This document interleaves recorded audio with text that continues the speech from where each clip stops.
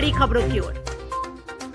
केदारनाथ से 228 किलो सोना गायब, ज्योतिर्मठ के शंकराचार्य का गंभीर आरोप। दिल्ली में बनने वाले केदारनाथ मंदिर को लेकर ज्योतिर्मठ के शंकराचार्य स्वामी अभिमुक्तेश्वरानंद ने गंभीर आरोप लगाया है। उन्होंने आरोप लगाया है कि केदारनाथ में सोने का घोटाला हुआ है और केदारनाथ से 228 किलो सोना गायब है। अफ्रीका में लॉन्च हुई सीरम इंस्टीट्यूट की मलेरिया वैक्सीन $4 से भी कम है एक डोज की कीमत। सीरम इंस्टीट्यूट ऑफ इंडिया और ऑक्सफोर्ड यूनिवर्सिटी द्वारा संयुक्त रूप से बनाई गई एक नई हाई एफिशिएंसी वाली मलेरिया वैक्सीन सोमवार को ऑफिशियल तौर पर लॉन्च हुई। इसके साथ ही कोट d'Ivoire ऐसा पहला देश बन गया है जिसने पश्चिमी अफ्रीका में R21 मैट्रिक्स M वैक्सीन का प्रयोग शुरू कर दिया है। RSS मानहानि मामला, बॉम्बे हाई कोर्ट का राहुल गांधी को लेकर बड़ा आदेश, कहा उनके पास शीघ्र निर्णय पाने का वैध अधिकार। बॉम्बे हाई कोर्ट ने राहुल गांधी से जुड़े RSS मानहानि मामले में आज एक बड़ा आदेश दिया है। कोर्ट ने कहा है कि कांग्रेस नेता राहुल गांधी को राष्ट्रीय स्वयंसेवक संघ के खिलाफ कथित टिप्पणी के लिए 2014 की मानहानि की शिकायत पर गुणदोष के आधार पर शीघ्र निर्णय पाने का वैध अधिकार है। पीएम केयर्स फॉर चिल्ड्रन योजना में 51% आवेदन खारिज। कोरोना में अनाथ हुए बच्चों के लिए शुरू की गई थी स्कीम।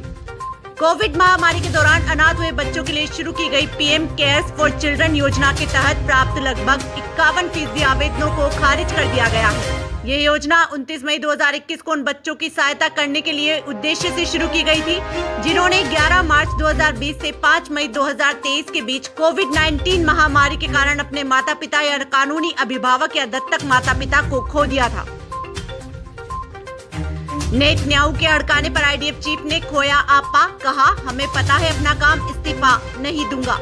हमास और इजरायली सेना के बीच युद्ध को 1 साल होने वाला है और इजराइल के फिलिस्तीनी आतंकियों को जड़ से खात्मे के मंसूबे अभी तक साकार नहीं हो पाए हैं। इस युद्ध में कम से कम 34,000 लोगों की मौत हो चुकी है और निर्दोषों की जान लगातार जा रही है। भारत का मुकाबला करने में छूट रहे ड्रैगन के पसीने आंकड़ों ने खोल दी चीन की सारी पोल। भारत जिस तेजी से आगे बढ़ रहा है उसका मुकाबला करने में ड्रैगन के पसीने छूट रहे हैं। चीन की विकास दर सुस्त पड़ गई है और दूसरी तिमाही में ये अनुमान से काफी पीछे है, जबकि भारत का ग्रोथ रेट अनुमान से भी आगे निकल गया है। दिल्ली में बन रहे केदारनाथ मंदिर पर आपत्ति, सत्येंद्र दास ने कहा वो आदिशक्ति है। दिल्ली में उत्तराखंड के केदारनाथ की तर्ज पर मंदिर बन रहा है। इस पर अयोध्या राम मंदिर के प्रमुख पुजारी आचार्य सत्येंद्र दास ने आपत्ति जताई है। उनका कहना है कि किसी और नाम से मंदिर बनाया जाना चाहिए क्योंकि केदारनाथ एक है और एक ही रहेगा। उन्होंने कहा कि उत्तराखंड का केदारनाथ मंदिर आदिशक्ति है, जो भक्तों को फल वहाँ मिलता है वह दिल्ली में नहीं मिल पाएगा। ट्रेनी IAS ऑफिसर पूजा खेड़कर की UPSC में गड़बड़ी के मामले में लगातार नए खुलासे हो रहे हैं। अब सामने आया है कि पूजा ने UPSC के अटेम्प्ट बढ़ाने के लिए अपने नाम और उम्र में बदलाव किया था। सेंट्रल एडमिनिस्ट्रेटिव ट्रिब्यूनल में पूजा की तरफ से लगाए गए 2020 और 2023 के 2 आवेदनों में पूजा के अलग अलग नाम हैं। पूजा ने 2020 के आवेदन में अपना नाम खेड़कर पूजा दिलीप राव और उम्र 30 साल बताई थी। वहीं 2023 में कैट के आवेदन में उन्होंने अपना नाम पूजा मनोरमा दिलीप खेड़कर और उम्र 31 साल बताई है।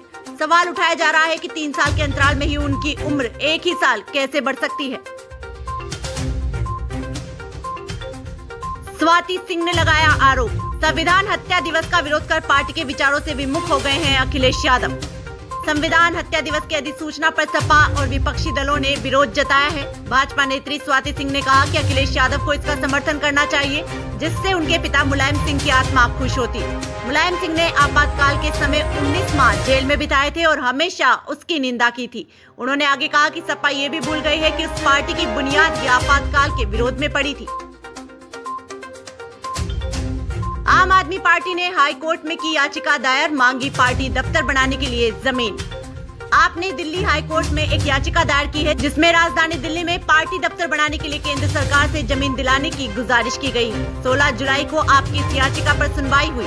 दिल्ली हाई कोर्ट ने केंद्र सरकार से कहा कि वह दफ्तर बनाने के लिए आप पार्टी को जमीन देने के अनुरोध पर 10 दिनों में फैसला करें। वर्तमान में आपका दफ्तर दीनदयाल उपाध्याय रोड पर है।